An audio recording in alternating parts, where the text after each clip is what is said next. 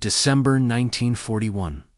The world was on fire, but out here, on this tiny speck of coral in the middle of the Pacific, you could almost forget Wake Island. Just 3 small islets, a submerged volcano top, they called it. For a young Marine like me, it was a strange kind of paradise. The sun, the sea, the isolation. It was a world away from the marching and the mud of boot camp. We were the guardians of an advanced naval and air base, a pinprick on the map that was supposed to be a thorn in the side of any potential enemy. We had our routines, our jokes, our letters from home. We were blissfully unaware that we were living on borrowed time. The morning of December 8th shattered that peace forever. The news came crackling over the radio, a frantic, almost unbelievable message from Pearl Harbor. Attacked dive bombers. This is the real thing. The words hung in the humid air, heavy and cold. Before we could fully process it, the real thing came for us. The sky, our vast, empty blue sky, was suddenly filled with the drone of Japanese bombers. The first bombs fell on our airfield, turning our brand-new F-4F Wildcat fighters into twisted burning metal before they ever had a chance to fight back. The surprise was total. 1 minute we were drinking coffee. The next, we were scrambling for cover, the world erupting in fire and smoke. The bugle blared a fractured, desperate call to arms, a sound I'll never forget. We grabbed our rifles, boarded the trucks, and raced to our battle stations. The war had found us. The days that followed were a blur of adrenaline and exhaustion. The Japanese bombed us almost daily.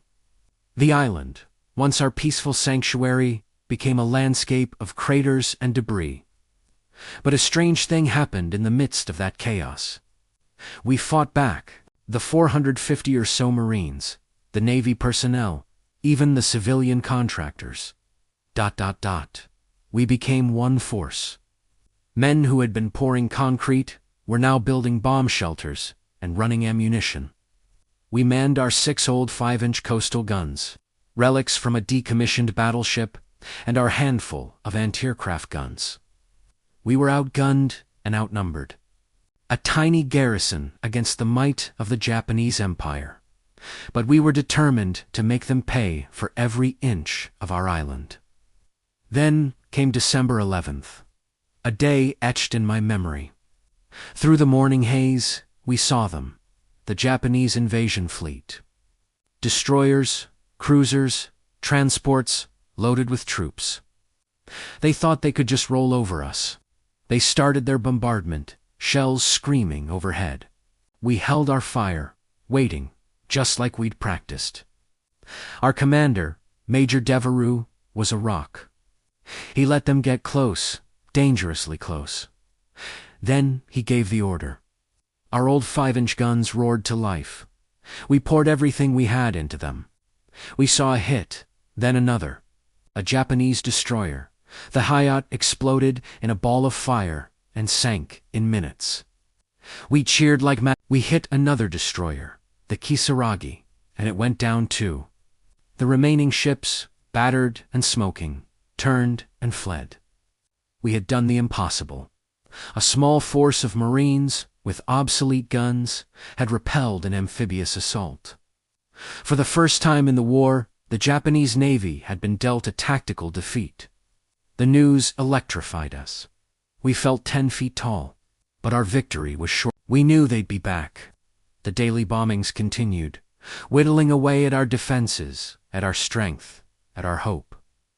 A relief force was supposed to be on its way, but it never came. We were on our own.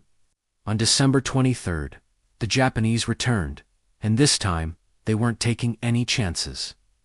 The invasion force was massive. Aircraft carriers, heavy cruisers, and thousands of fresh troops. They landed under the cover of darkness. The fighting was brutal, hand-to-hand in the trenches and among the shattered buildings. We fought with everything we had left, rifles, bayonets, fists. But for every one of them we took down, 10 more seemed to take their place. They were a relentless tide. By dawn, it was clear. We were overwhelmed. The last of our aircraft were gone, our gun positions overrun. The wounded were everywhere. The choice was stark: surrender or be annihilated. The order came down. It was the hardest thing I've ever had to do, to lay down my weapon, to raise my hands in defeat. We had held out for 15 days against impossible odds. We had fought with honor, but in the end, it wasn't enough. We became prisoners of war, herded onto ships, our faces turned away from the island we had fought so hard to defend. The Battle of Wake Island was over. We had lost, but we had shown the world, and ourselves, what a few determined men could do.